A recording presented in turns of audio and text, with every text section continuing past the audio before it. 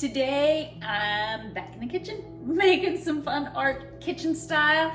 So this is made from baking soda and water, and we're gonna use it to play potions with. So I'm actually gonna go backwards with the lesson today so that you can see it from the end to the beginning.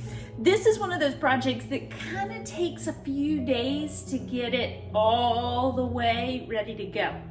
Oh, I'm Lauren with Yellow Bobby Pins Art Camp. If you haven't subscribed to this channel, click below and subscribe for more fun ideas of things to do with your kiddos at home. So let's start backwards. At the end, you're going to have this amazing little sculpture of baking soda. And when you fill up a bottle with vinegar, I added some food coloring. And then I can just gently start to dribble the food coloring onto the baking soda. Baking soda and vinegar cause a bubbly reaction. And this is just a different way to do the eternal favorite mom thing of making volcanoes. And basically, as you add in the vinegar, it will begin to react and dissolve. You can take your time dissolving the vinegar, causing reactions. You can use loads of vinegar, and it just keeps going. I'm sure your kiddos can imagine hours of fun with this. So let's figure out, how did we do it? It's super easy. It starts literally with baking soda and water. So I'm gonna go backwards with this. I have some finished little baking soda, I don't even know what to call them. I'm calling them sculptures. There's a better name, but we'll call them sculptures for right now. When it's dry, I've popped it out of the mold and it's ready to add into a bowl or to store. I've got a pile of them in a bowl over here that I'm popping out to store. So these have been sitting out on, oh, look at that, it pulled apart. That I can probably just throw in the trash. This has been sitting on my counter for about a week now, getting completely dry all the way through to the center. So these are just soap molds, silicone soap molds.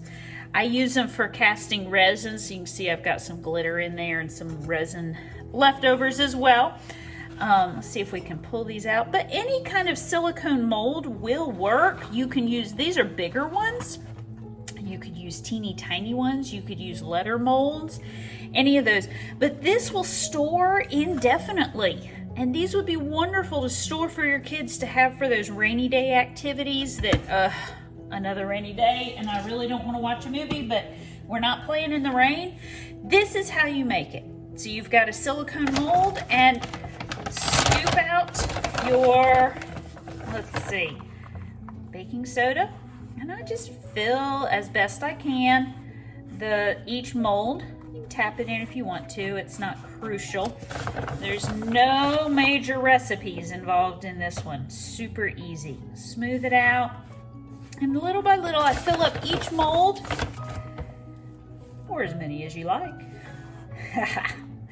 Now, I do recommend before you add the water that you put your silicone mold onto a solid surface like a cookie sheet or some kind of surface that you can carry around and move. Because in a minute when we add our water, these are going to become a bit unstable, to be perfectly honest with you. So pretty much got it dialed in, smooth it around. Let's see, looking pretty good here. Brush off my hands. And this is where, oh, let me get my baking tray. I want to slide these up onto the baking tray. You know, this part is so easy and fun, and kids love to do this part as well. Next thing you're going to do is literally pour water into each of the molds. Allow the water to soak in. You can see how this one created a little bit of a divot in there, and maybe I want to add some more baking soda to fill up that cavity. The water kind of forces all the air out, and it just kind of go back in and fill it back in that way. Okay. Sometimes I tap it on the top, make sure it settles in really, really well. All right, let's see. Add a little more water. Let's see how this one's doing. Oh, that one's looking really good. Then you just add the water and let the baking soda settle in.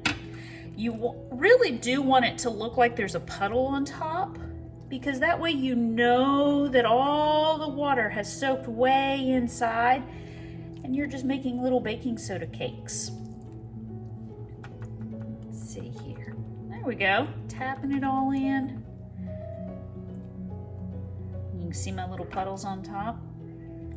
And all I'm gonna do is leave it to dry for several days. And when it's dry, I pop them out and I have these amazing fun flowers. At least that's what mine are. Yours could be any silicone mold that you make. And then get busy with your baking soda and your vinegar, and the play just goes on and on and on. Have fun making.